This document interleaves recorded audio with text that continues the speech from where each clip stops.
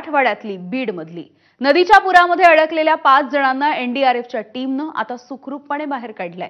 बीडच्या शिरूर तालुक्यामधल्या शिरापूर गावातल्या राहिंज वस्ती परिसरामध्ये हे 5 नागरिक पुराच्या पाण्यामध्ये अडकून पडले। या नागरिकांना सुरक्षितपणे बाहेर काढण्यासाठी प्रशासनाने प्रयत्न केले।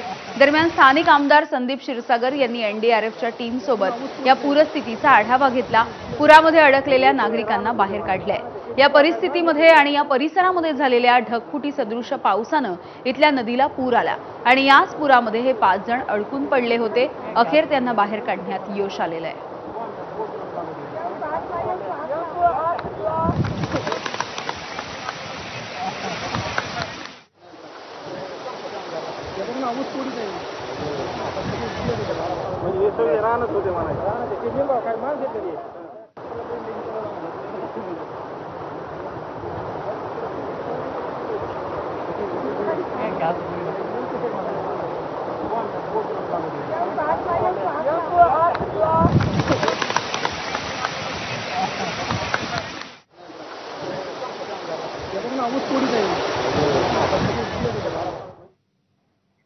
जालन्यामधल्या विरेगाव इथल्या पुराच्या पाण्यामध्ये अडकलेल्या शेतकऱ्यांना रेस्क्यू करून बाहेर काढलंय। घटनास्थळी जिल्हाधिकारी अशिमा मित्तल, शिवसेनेचे आमदार अर्जुन खोतकर हे सुद्धा उपस्थित होते। पुरामध्ये अडकलेल्या लोकांसोबत अर्जुन खोतकर आणि जिल्हाधिकाऱ्यांनी संवादही साधलाय। 14 पुरुष आणि काही महिला शेतकऱ्यांना बाहेर काढण्यात यश आलंय। जालन्यामधील विरेगाव इथे पुराच्या पाण्यामध्ये हे शेतकरी शेतामध्ये अडकून पडले। हे शेतकरी शेतात गेले असताना पूर आला आणि पाणी अचानक वाढलं, त्यामुळे हे शेतकरी अडकून पडले। अग्निशमन दलाच्या पथकाने गावामधील सरपंच आणि नागरिकांच्या मदतीने रेस्क्यू करत 14 शेतकऱ्यांना सुखरूपपणे बाहेर काढलंय।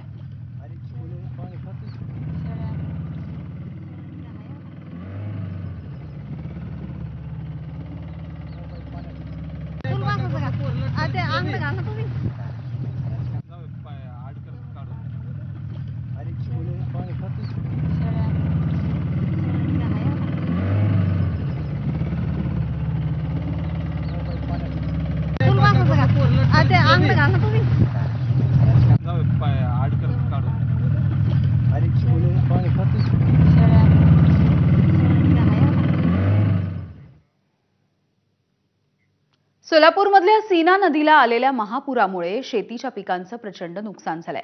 सीना नदीमध्ये मोठ्या प्रमाणावरती सध्या पाण्याचा विसर्ग सुद्धा सुरू आहे, त्यामुळे माढा मोहोळ आता काय सुद्धा राहिलं नाही। वस्तू काढल्या त्या ही वस्तू निस्त्यान घेऊन कुठं तर का नाही निवाऱ्याला ठेवायच्या घेऊन जायचं, गायरांना जायचं।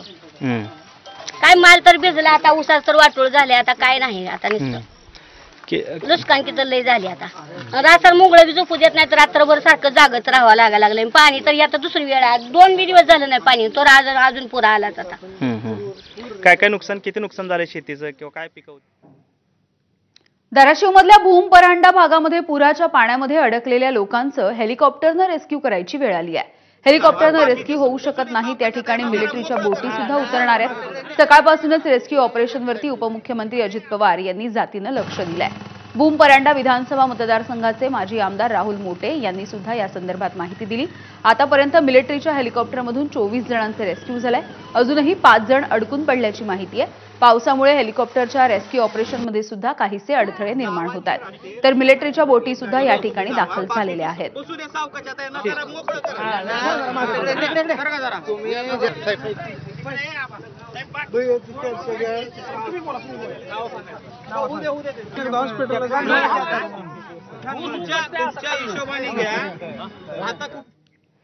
काही वेळाची विश्रांती घेतलेल्या पावसानं मध्यरात्रीच्या वेळेला पुन्हा एकदा बीड जिल्ह्याला झोडपून काढलं। शिरूर कासारमध्ये दमदार पाऊस झाला। सिंदफना नदीला पूर आला आणि याच पुराचं पाणी परिसरामधल्या घराघरांमध्ये, दुकानांमध्ये सुद्धा शिरलं।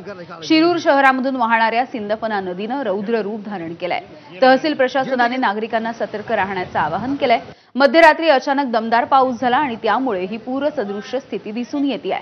घरांसोबतच नदीकाठच्या दुकानांमध्ये जे साहित्य होतं ते वाहून गेलंय।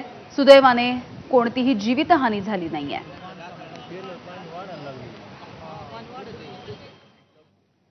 तर बीडमधल्या शिरूर कासारमधली ही दृश्य आपण बघत होतो आणि शिरूर तालुक्यामध्ये पावसानं हाहाकार माजवलाय। मध्यरात्री 1च्या सुमारास हाच मुसळधार पाऊस झाला आणि त्यामुळे नदीला भयानक असा पूर आला। यावेळेला शिरूर तालुक्यामधल्या अनेक घरांमध्ये दुकानांमध्ये पाणी शिरलं, त्यामुळे घरामध्ये बाळाला दूध पाजण्यासाठी वाटी सुद्धा शिल्लक राहिलेली नाही असं म्हणत पूरग्रस्त भागामधल्या महिलांच्या अश्रूंचा बांधही फुटलाय. अतिवृष्टी होऊनही अद्याप प्रशासनाचे अधिकारी आलेले नाहीत असा आरोप सुद्धा यावेळेला पूरग्रस्त महिलांनी केलाय. दरम्यान यावेळी महिलांनी एबीपी माझाच्या टीमचे आणि आमच्या स्थानिक पत्रकारांचे आभार सुद्धा मानले.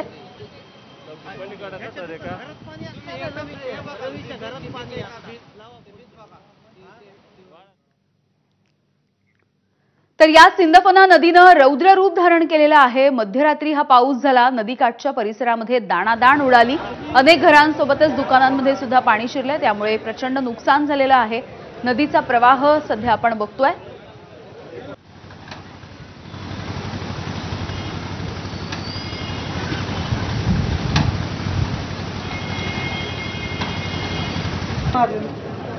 घर आहे का? माझं घर आहे का? पण घर किती वाजता आला होता पाऊस? तर मध्यरात्री झालेल्या याच ढगफुटी सदृश्य पावसानं नदीकाठावरच्या घरांमध्ये जवळपास 5 फुटांपर्यंत पाणी साचून राहिलं. आता हे पाणी हळूहळू ओसरतंय आणि परिस्थिती नियंत्रणात आणण्याचे प्रयत्न सुरू आहेत. संसार उपयोगी साहित्य मात्र पूर्णपणे या पाण्यामध्ये वाहून गेलंय. आपलं घर सावरण्यासाठी आता नागरिकांची लगबग सुरू आहे. पाणी प्रेशर होतं टाइम म्हणजे उलट.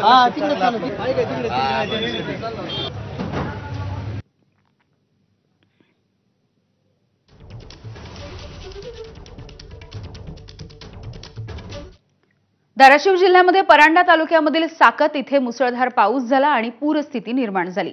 गावामध्ये पाणी शिरलं. पूर परिस्थितीमुळे साकत या गावाचा संपर्क सुद्धा तुटलाय. उपमुख्यमंत्री अजित पवार यांनी आज सकाळी धाराशिवचे जिल्हाधिकारी कीर्ती किरण पुजार यांना दूरध्वनीवरून साकत गावामध्ये अडकलेल्या नागरिकांना बाहेर काढून सुरक्षित ठिकाणी हलवण्याचे निर्देश दिले. साकत गावामधल्या नागरिकांना सुरक्षित ठिकाणी नेण्यासाठी एनडीआरएफची पथकं पाठवावीत, तसंच हेलिकॉप्टरची सुद्धा व्यवस्था करावी अशा सूचना उपमुख्यमंत्र्यांनी दिल्या आहेत.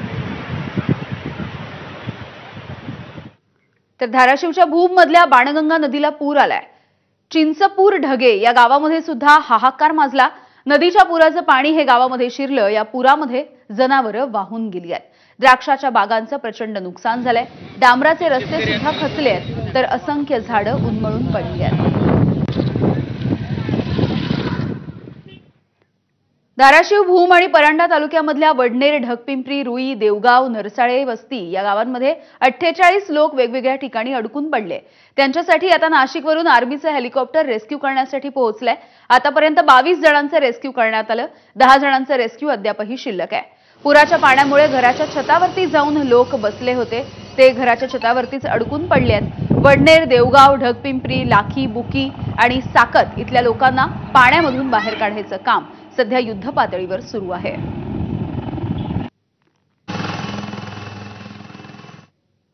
धाराशिवच्या परांडा तालुक्यामधल्या कांदलगाव इथे पावसामुळे भीषण स्थिती निर्माण झाली आहे.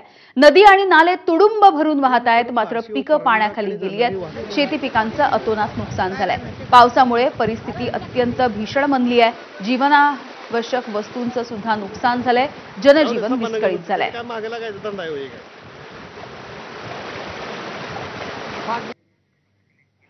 तर बाणगंगा नदीला पूर आल्याची दृश्य आपण बघतोय. लाखी इथे नदीकाठच्या शेतांमध्ये, शिवारांमध्ये पाणीच पाणी झालं. पावसामुळे शेतकऱ्यांचं नुकसान झालंय. अनेक गावं आणि शहरामधल्या सखल भागांमध्ये पाणी शिरलं. शेतीचं सुद्धा प्रचंड नुकसान झालं.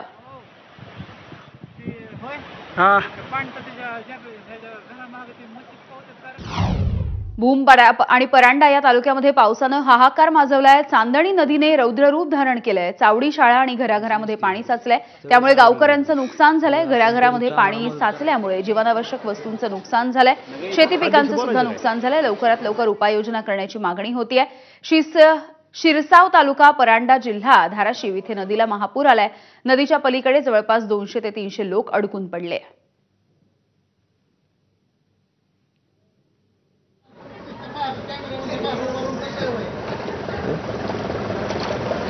ट्रॅक्टर काय झालं?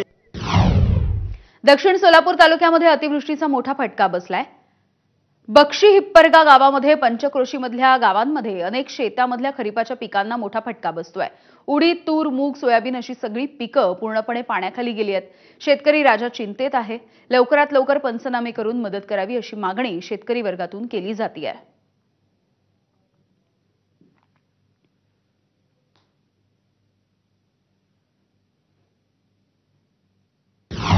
काल रात्रभरात सांगोला परिसरामध्ये झालेल्या मुसळधार पावसामुळे कासारगंगा ओढ्याला मोठ्या प्रमाणावरती पाणी आलं होतं. मात्र त्याच्यावरचा पूलही वाहून गेला. सध्या सांगोला ते अकलूज या रस्त्याचं काम सुरू आहे. महूद इथे असाळगंगा ओढ्यावरती पुलाचं बांधकाम केलं जात आहे. हे काम सुरू असल्यामुळे ओढ्याच्या बाजूने एक तात्पुरता पूल उभारून त्याच्यावरून गेले कित्येक महिने वाहतूक सुरू होती. मात्र ओढ्याला आलेल्या तुफानी पाण्यामुळे इथला पूल वाहून गेलाय.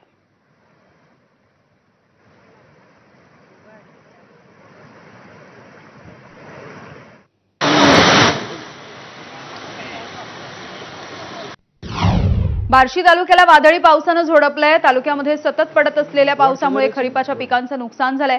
चांदणी नदीला आलेला पूर आपण पाहतोय. नदीकाठावरची अनेक घरं सध्या पाण्याखाली गेली आहेत. बार्शी तालुक्यामधील बेलगाव, मांडेगाव, ताडसौंदणे, शेलगाव, भोयरे या सगळ्याला जोरदार पावसाचा फटका बसलाय. अनेक नदी नाले तुडुंब भरून वाहत आहेत. पाणी हे पात्र सोडून बाहेर आलेलं आहे. त्यामुळे या पावसामुळे शेतकऱ्यांचं अतोनात नुकसान झालंय. अनेक पूल आणि बंधारे पाण्याखाली गेले आहेत.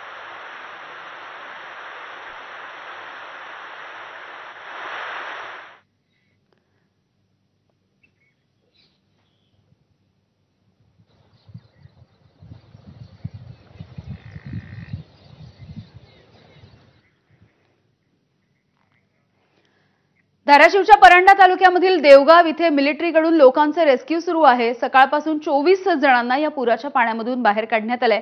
5 ते 6 जण अद्यापही अडकून पडल्यात. राज्याचे उपमुख्यमंत्री अजित पवार यांनी रेस्क्यू ऑपरेशनवरती जातीनं लक्ष ठेवलंय. मिलिटरीच्या बोटी आता पाण्यामध्ये उतरायला सुरुवात झाली आहे. अहिल्यानगर इथल्या मिलिटरीची टीम देवगावमध्ये पोहोचलेली आहे. आढावा घेतलाय आमचे प्रतिनिधी अप्पासाहेब शेळके यांनी.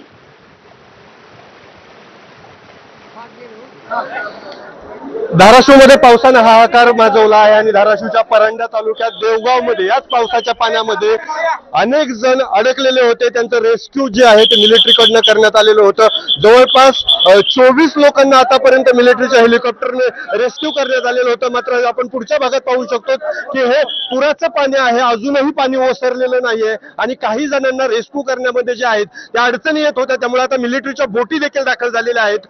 सकाळपासूनच राज्याचे उपमुख्यमंत्री अजित पवार आहेत या ठिकाणी स्वतः जातीनं लक्ष देऊन आहेत आणि त्यांच्याकडून सातत्याने या रेस्क्यू ऑपरेशनचा आढावा घेतला जात असल्याची माहिती माजी आमदार राहुल मोठे यांनीच थोड्या वेळापूर्वी आपल्याला दिलेली होती. आणि अजूनही काही लोक या पुराच्या पाण्यामध्ये अडकलेले आहेत. त्यांचं रेस्क्यू करण्यासाठी आता मिलिटरीच्या बोटी या पाण्यामध्ये दाखल होत आहे. अहिल्यानगर येथली ही बटालियन आहे ती देवगाव इथं दाखल झालेली आहे आणि आतापर्यंत 24 लोकांना या पुराच्या पाण्यातून काढण्यामध्ये यश आलेलं आहे. मात्र अजूनही 5 ते 6 लोकांचं रेस्क्यू जे आहे ते बाकी आहे. त्यांना काढण्याचे प्रयत्न आता मिलिटरीकडनंही होताना दिसत आहेत. अप्पासाहेब शेळके, एबीपी माझा, धाराशिव, परंडा.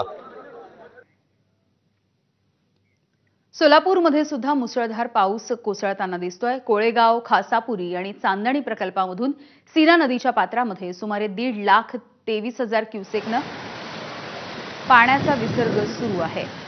सीना नदीच्या प्रवण क्षेत्रामध्ये रात्रभर मुसळधार पाऊस झालाय. सीना नदीच्या पात्रामध्ये मोठी आवक होतीये सध्या याच पाण्याची. धाराशिव, बार्शी भागामध्ये मोठ्या प्रमाणावरती पाऊस झाल्यामुळे पाण्याची पातळी वाढतीये. सीना नदीवरील बापले, अनगर, मलिकपेठ, आष्टे हे सगळे बंधारे पाण्याखाली गेलेले आहेत. मोहोळ तालुक्यामधील भोयरे गावामध्ये कोल्हापूर पद्धतीचा बंधारा देखील पाण्याखाली गेलाय. त्यामुळे इथली वाहतूक सुद्धा सध्या ठप्प आहे.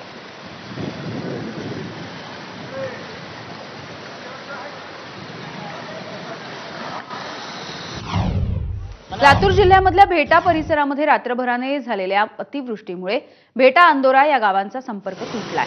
मध्यरात्रीपासून सकाळपर्यंत सुरू असलेल्या पावसामुळे सगळीकडे पाणीच पाणी झालं. भेटा ते अंदोरा या मार्गावरील पूल देखील पाण्याखाली गेले. त्यामुळे हे मार्ग बंद आहेत. पाण्याच्या प्रचंड प्रवाहामुळे या रस्त्यावरून वाहतूक पूर्णपणे बंद झाली.